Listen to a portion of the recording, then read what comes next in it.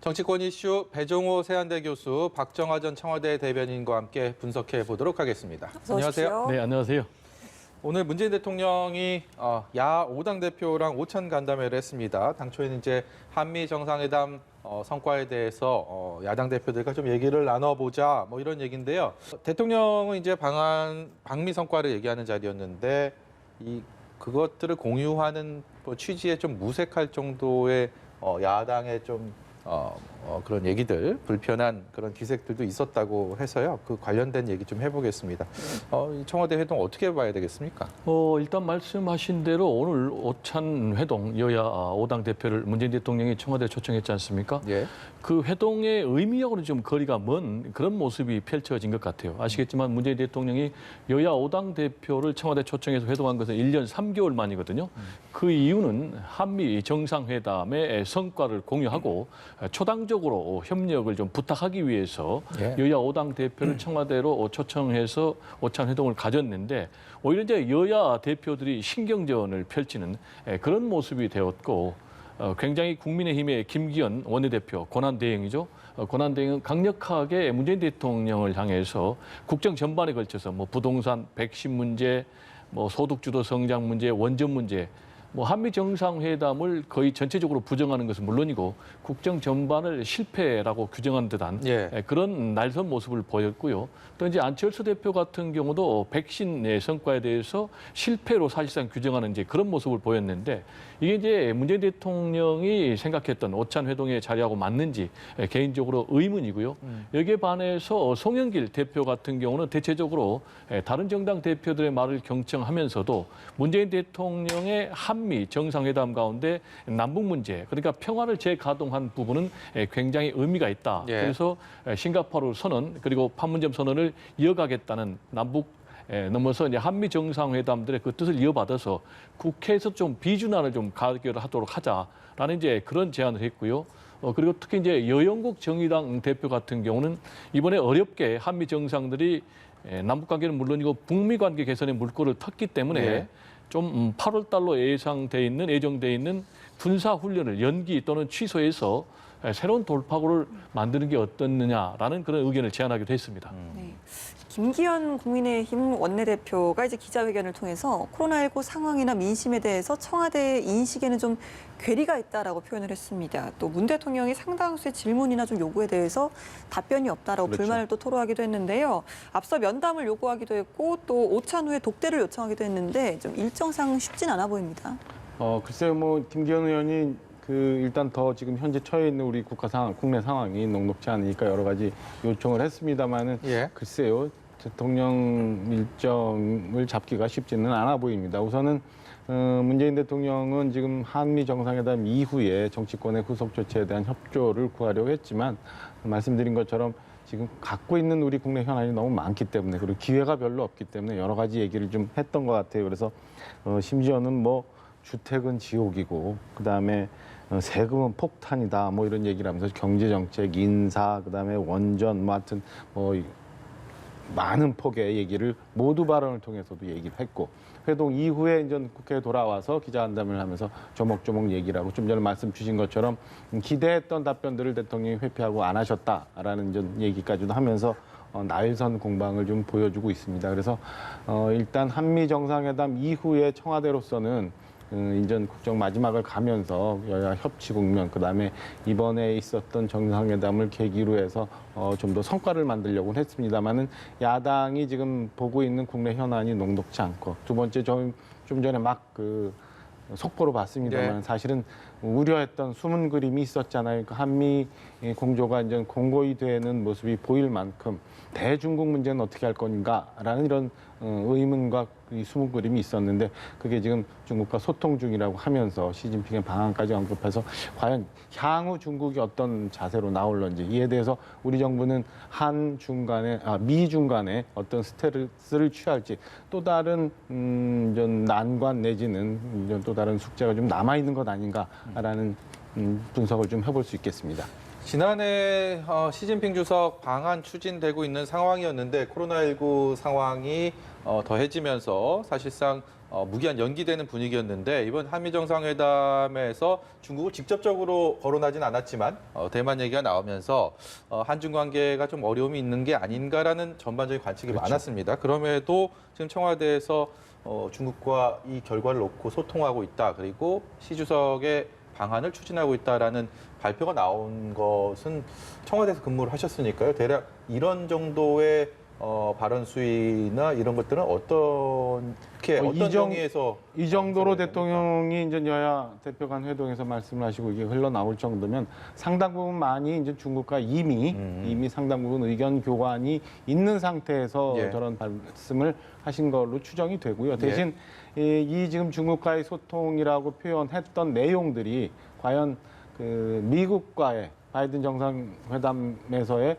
나왔던 얘기인지 아니면 그 후에 합의가 됐던 내용인지 혹은 그러면 지금 갑작스럽게 지금 그 미국을 간 박지원 국정원장과의 관계는 어떤 건지 뭐 여러 가지를 좀 더 확인해 봐야 될 예. 그런 상황인 것 같습니다. 예. 주제 좀 넘겨보겠습니다. 오늘 국회에서 김호수 검찰총장 후보자에 대한 인사청문회 오전 10시부터 시작돼서요. 지금 이 시각에도 진행이 되고 있습니다.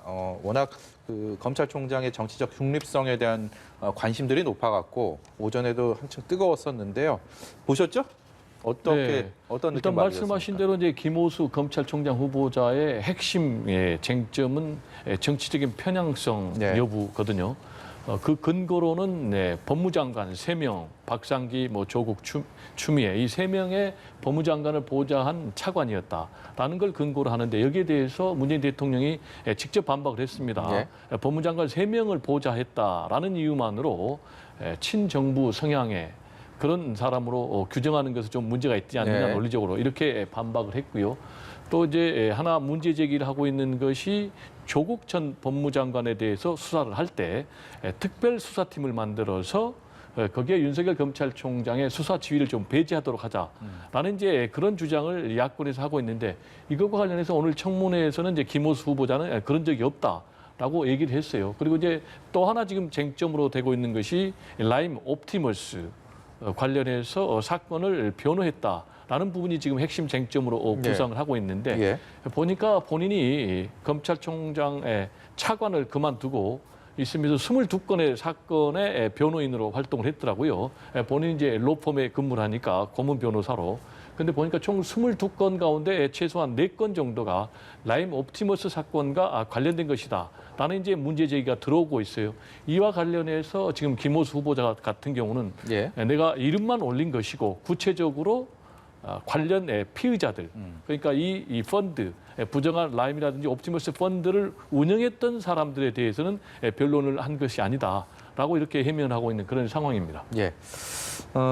김호수 후보자, 이성윤 중앙지검장에 대해서 또 어떻게 할 것이냐, 검찰총장 된다면 직무를 계속 수행할 수 있게 할 것이냐 아니냐 이런 얘기들도 있었는데 좀 직접적인 답변을 하지 않았습니다. 서면 답변 과정에서도 그렇고 오늘 청문회 과정에서도 그렇고 이성윤 지검장에 관한 문제 그리고 본인이 지금 문제가 되고 있는 김학의 전 법무차관 불법 출금 관련한 문제 이 등등에 대해서는 회피라고 표현해도 좋을 정도로 특별한 답변을 안 하고 있는 상황이에요. 그래서 좀 전에 배 교수님 말씀 주신 것처럼 그 법무차관 이후에 변호사로 있으면서 공직윤리에 과연 맞느냐라는 건 하나와 그다음에 중요한 검찰총장의 임무를 수행하면서 과연 저렇게 무언가 걸려 있어서 네. 심지어는 보고도 받을 수도 없었고 변론도 할 수도 없는 상황 이런 상황에 회피성 업무가 있어야 되는 총장이 과연 검찰총장으로서 적합한가 이런 거에 대해서 지금 청문회 과정에서 많이 논란이 좀 되고 있는 상황인 것 같아요. 특히 이 이성윤 지검장 같은 문제는 검찰총장이 되고 나서 바로 그리고 내일 또 마침 법무부 중심에 지금 검찰이 직제 개편한 또 얘기가 되어 있잖아요. 예. 이런 것들과 관련해서 지금 야당에서 주장하고 있는 검찰에 대한 장악이나 검찰 개혁 이런 논란이 또 다시 한번 불거질 수 있는 그런 이슈들이라 지금 청문회가 과연 끝까지 이제 어떻게 진행될지 좀 더 지켜봐야 될 대목으로 보여집니다. 국민의힘 당대표 선출을 위한 예비 경선 여론조사가 오늘부터 내일까지 진행이 됩니다.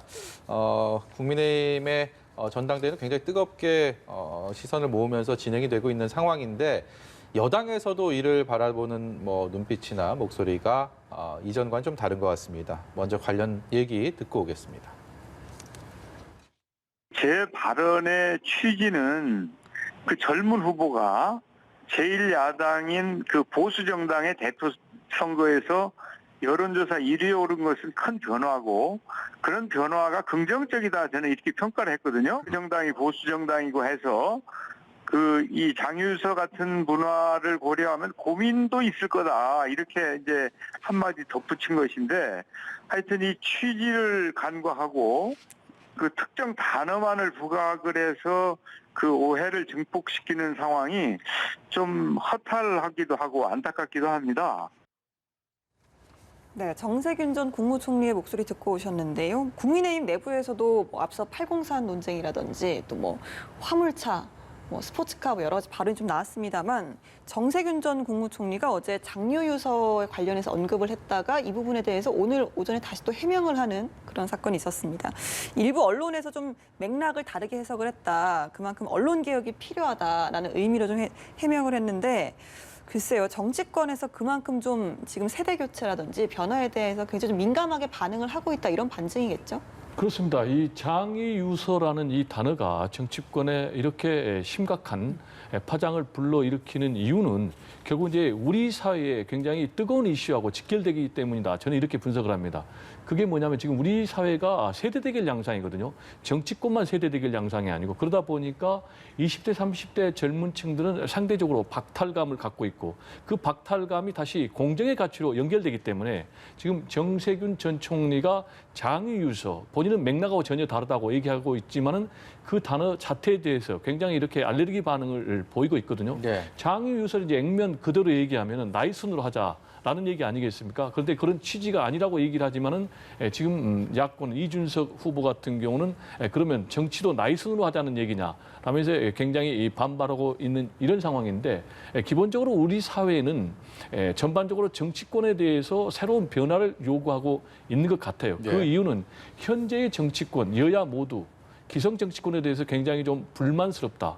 그 이유는 역시 내 삶을 책임지는 실용적인 그런 정치를 하지 못하고 있다라고 판단하기 때문에 그렇게 지금 여론이 흐르고 있는 것 아닌가 이렇게 생각이 되고요.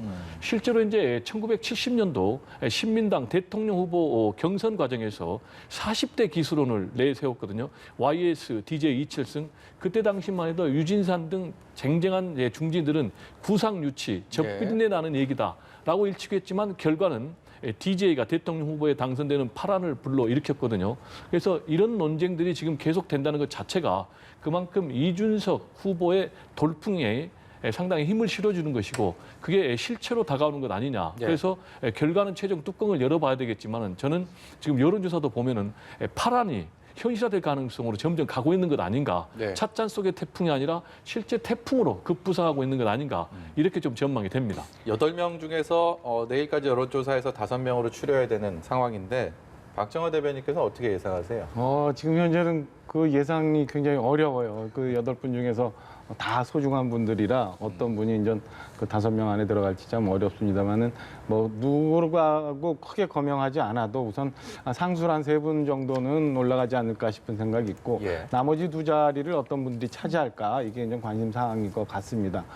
저도 지금 기성 정치권 에 대한 국민들의 변화 욕구가 이렇게 클 줄은 잘 몰랐어요. 그래서 기대와 우려가 굉장히 많이 되고 있는데 일단은 처음에는 국민의당 전당대회가 지역 대결로 갈 것 아니냐.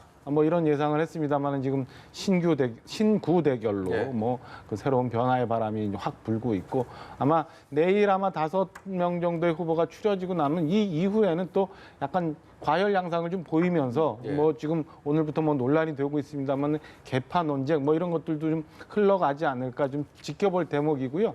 내일 결과는 이제 일반 국민 민심 50, 그다음에 당원 의견 50 이렇게 돼서 결과가 나옵니다. 아니면 이 결과에 따라서 일부 후보 간의 합종 연행이나던가 뭐 단일화 논란들도 한번 지켜볼 대목인 것 같고 이후 6월 11일 날 전 최종 그 본경선이 되는데 그때는 당심 70%, 민심 30%. 그래서 지금의 이제 이준석 후보의 돌풍이 예. 이 안에 얼마나 반영이 될 수 있을지, 예. 그다음에 국민의힘이 그 민심의 흐름을 어느 정도나 수용할 수 있는 준비가 되었는지 이런 것도 확인해 볼 수 있는 대목인 것 같습니다. 지금 이제 우리 박정화 대변인 같은 경우는 본인의 문제하고 직결되니까 굉장히 조심스럽게 얘기를 하는데요. 제가 좀 더 강하게 얘기를 하면은 저는 이준석 최고위원이 될 가능성이 매우 높다. 이유는 과학적인 근거를 두고 합니다. 여론조사입니다. 예. 여론조사 추세가 시간이 가면 갈수록 첫 번째로 이준석 전 최고위원이 계속 올라가요. 그래서 2위 나경원 후보하고 격차가 지금 벌어지고 있습니다. 예. 그런데 좀 부정적으로 보는 사람은 경선 룰을 가지고 얘기하거든요. 예비 경선에서는 당원 국민 여론조사가 50대 50인데 본 경선에서는 70%로 예. 당원 여론조사 비중이 높아진다라고 얘기를 하는데 여론조사를 보면은 당원 그러니까 당원 아니면 국민의힘 지지층에서 격차가 더 벌어져요. 예. 구체적으로 얘기하면 이제 JTBC 여론조사인데 이준석 40% 그리고 나경원 28% 이렇게 나오거든요. 이런 여론조사가 만약에 그대로 이어진다면은 이준석 돌풍은 아까도 얘기했지만 현실화될 가능성이 매우 높다. 예. 이렇게 전망을 합니다. 네, 참고로 주호영 후보 같이 경쟁을 펼치고 있는데 이준석 후보의 여론조사 1위에 대해서 부정확하다. 또 이런 입장을 또 냈음을 뭐 참고로 말씀을 드립니다. 민주당이요 보궐선거 패인을 분석하면서 여론조사를 했는데 그 결과를 어제 의원총회 통해서 이렇게 의원들에게 나눠줬습니다. 그 정당의 이미지를 물었더니 화면 좌측에 민주당, 국민의힘 오른쪽 빨간색으로 있는 이미지들 키워드들이 저렇게 형성이 됐고요. 그것을 좀 종합해 보면 아래 저희 따옴표에 이렇게 표현을 했는데요. 저렇게 된다고 합니다. 민주당과 국민의힘의 정당 이미지 저런 결과가 나온 것에 대해서 한 말씀씩 두 분께 듣도록 하겠습니다. 먼저 박정화 대변인께서 말씀해 주시죠. 앞서 저희가 이제 지금 국민의힘 전당대회 얘기를 했습니다만 그만큼의 지금 기성 정치권에 대한 국민들의 변화의 욕구가 굉장히 많았는데 예. 지난 총선 이후에 여도 그렇고 야도 그렇고 그걸 국민들의 요구를 얼마나 당에서 흡수해 왔느냐라는 결과를 보여주고 있는 것 같아요. 특히나 지금 여러 가지 이제 그 단어들 말고 밑에 의인화했던 예. 부분을 보면은 그동안 막 여당에 대한 공격이 많았던 내로남불이나 그다음에 뭐 쇼만 한다 뭐 네. 이런 거에서 그 독단적이고 말만 잘하는 40, 50대 이 중년 남성 뭐 이런 표현이라는 게 저는 이게 여론조사 FGI를 했습니다만은 참 과학적으로 잘 추출을 했구나. 그리고 뭐 국민의힘도 마찬가지로 돈, 권력, 아직도 엘리트주의 뭐 이런 인상들이 좀 남아 있는 꼰대 남성이라는 의인화된 표현들이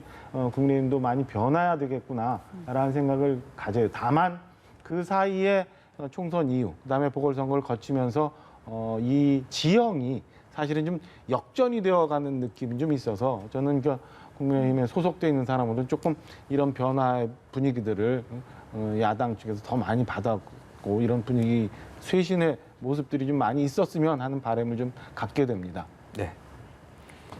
민주당으로서 상당히 이 조사 결과가 충격적일 것 같아요. 민주당 하면은 젊은이의 정당 이렇게 인식이 되었고 실제로 2030 젊은이들의 지지로 정권을 잡은 정당인데 예. 지난 4월 7일 재보선 결과 2030 이탈하면서 참패했지 않습니까? 예. 그런데 이번에 심층 면접 조사를 해보니까 오히려 꼰대 정당으로 분류가 이미지가 됐단 말이에요. 그래서 상당히 충격을 받을 수밖에 없을 것 같고요. 그리고 이제 반대로 국민의힘 같은 경우는 과거의 부정적인 이미지가 어느 정도 탈색되는 보니까 5가지 항목에 대해서 물어봤더니 이미지가 떠오르는 게 이제 보수, 빨간색 이런 거는 중립적인 이미지인데 나머지 이제 부패, 친일파, 뭐 박근혜 이런 거는 이제 후순위로 밀렸단 말이에요. 그러면서 뭐 재건축, 리빌딩 이런 이미지가 생겼다고 하는데 그럼에도 불구하고 양 정당의 생물학적 나이로 비교해보면 여전히 민주당이 젊은 정당의 의인화가 돼 있어요. 예. 아까 말씀드렸지만 민주당 같은 경우는 40대, 50대의 정당이다. 이렇게 돼 있는데 국민의힘에 대해서는 50대 후반에서 70대의 꼰대 정당이다. 네. 이렇게 돼 있거든요. 그래서 이 조사 결과는 양쪽 정당 모두의 네. 변화, 쇄신의 숙제를 던져준 건 아니냐. 그리고 대선에서 결국은 제가 볼 때는 누가 승리할 거냐, 누가 더 많이, 누가 더 빨리 쇄신과 변화를 하느냐에 따라서 대선 승부가 좌우될 것이 아닌가 이렇게 전망이 됩니다. 예, 보니까 무능이라는 키워드는 두 정당 다 나왔더라고요. 겹치는 걸 보니까 아무래도 좀 기성정당 이미지에 대해서 좀 반성하는 계기가 되지 않을까라는 생각이 듭니다. 자, 이해찬 전 민주당 대표 마음이 좀 어디에 있을까요? 경선을 앞두고 행보가 주목받고 있는데요. 사실 뭐 당내 후보들을 고루 만나고 있습니다만 좀 각 캠프에서는 좀 경쟁을 하듯이 우리를 좀 지지한다 이런 발언이 나오기도 하는 상황입니다. 점점 더 이 친문 인사들의 좀 구애가 치열해지겠죠? 그렇습니다. 이해찬 전 대표는 굉장히 민주당에서 중요한 분입니다. 특히 대선 경선에서 키맨이라고 할 수가 있어요. 이해찬 전 대표하면 대한민국의 둘째가라면 서러울 정도로 전략통, 기획통으로 인정을 받고 있는 그런 분이고요. DJ부터 또 노무현 그리고 문재인 대통령 탄생에까지 결정적인 역할을 했기 때문에 킹메이커로서 누가 과연 이해찬 전 대표를 모셔가느냐에 따라서 승부가 결정지어진다라고 평가를 할 정도로 매우 중요한 비중을 차지하고 있는데요. 최근에 전체적인 흐름을 보면은 이재명 지사하고 가깝다라는 그런 평가를 받고 있어요. 네. 그런 평가의 근거로는 최근에 이재명 지사 측에서 전국적인 조직을 이제 발족을 시켰지 않습니까? 발기인만 15,000명인데 민주평화광장이라는 세력을 했는데 그 모태가 이해찬 전 대표를 대통령을 만들기 위한 광장이라는 그런 조직을 모태로 하기 때문에 그렇다면은 이해찬 전 대표가 이재명 지사를 대통령 만들기에 합류한 것 아니냐 이런 제 평가를 나니까 당장 정세인 후보가 그것은 아니다. 두고 봐야 된다라고 얘기를 하고 있는데요. 시간이 갈수록 이해찬 전 대표의 의중이 누구에게 실려 있는가는 더 구체화되지 않을까 이렇게 전망이 됩니다. 아까 국민의힘은 배 교수님이 이제 시원하게 말씀 주신다고 했지만 이쪽 민주당은 제가 또 시원하게 말씀을 드리면 각 그 여권 주자에서 이제 이해찬 총리의 마음이 우리한테 있다고 서로 해석을 달리합니다만은 이미 저는 마음이 이미 표현돼 있고 정리가 다 되지 않았나. 그리고 경선 일정에 대한 논란이 자그러드는 거 보면 저는 많은 부분 이미 그 결과가 정리되어 가고 있는 것 아닌가라고 조심스럽게 예측을 좀 해봅니다. 오늘 말씀 여기까지 듣도록 하겠습니다. 지금까지 배종호 세한대 교수, 박정화 전 청와대 대변인이었습니다. 고맙습니다. 네, 고맙습니다.